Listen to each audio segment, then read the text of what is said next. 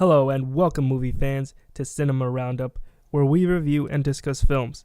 This is a film review avoiding any major plot points and spoilers.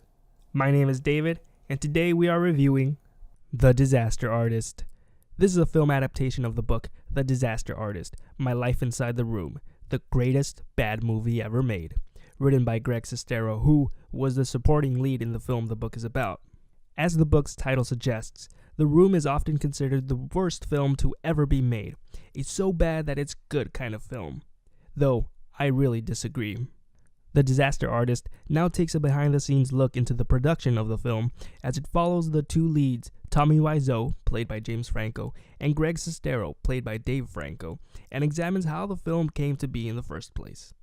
One of the thoughts going into the film was whether people would need to see The Room before watching The Disaster Artist. And I'm glad to say you definitely don't need to see it to enjoy this movie.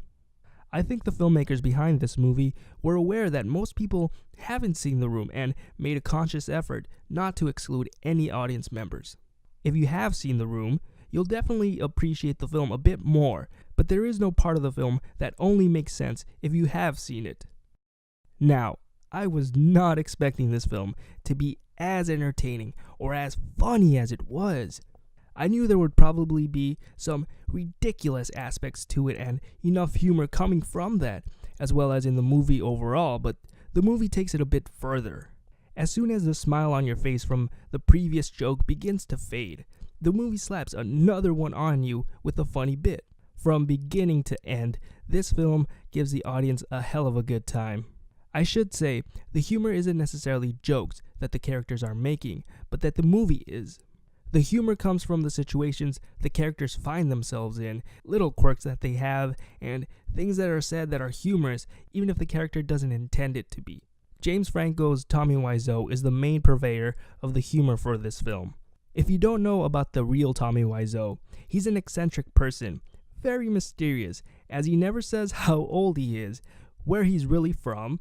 He claims he's from New Orleans, or where he got the alleged $6 million to fund his film, The Room.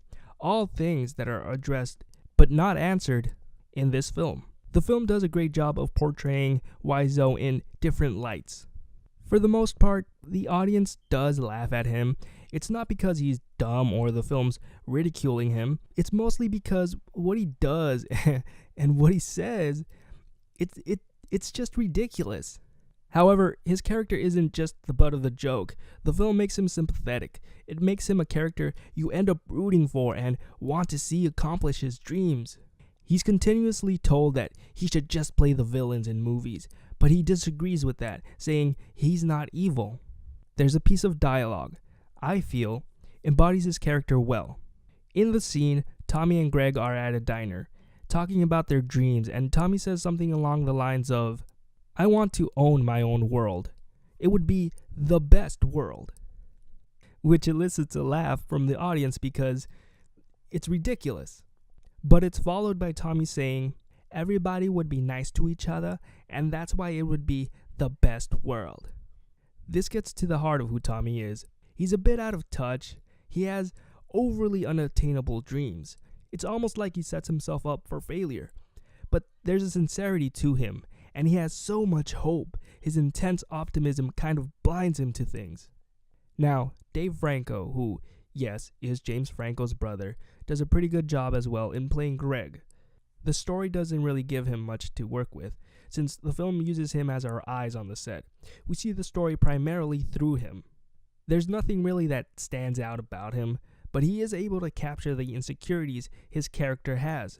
This is important as it's the reason Greg and Tommy are brought together and why they continue working together. You see how the two are broken and they need one another. Somehow this dysfunctional friendship brings out the best in them. To this, the film is more about the friendship between the two characters set against the backdrop of The Room's production. For the most part, it does a really great job developing their friendship, showing how they meet, how they bond, and how they grow. However, once the film reaches its main conflict, it doesn't necessarily feel like a culmination of all the issues that have been brewing. There's something that's a bit lacking. Even the scene itself doesn't feel as impactful as it probably should have been. All in all, that 3-minute scene isn't enough to bring down the hour and 45-minute film that is one of the most entertaining and enjoyable films of the year. The Disaster Artist earns itself an 8. It's crazy to think that one of the worst movies ever made is now responsible for a movie that might end up being nominated for a few Oscars. What a world. Alright everyone, that's all I have to say about that. I hope you enjoyed this review and found it insightful. Are you still interested in seeing this film? Have you lost interest? If you have seen it, what did you think of the film? Join the film discussion below and engage someone in a conversation. Please, be considerate of everyone, especially those that haven't seen this film, and avoid any spoilers. I want to thank you for making it this far into the video, and I hope you consider subscribing to stay updated on all our future uploads. Have a great day, and I'll see you next time at the theaters.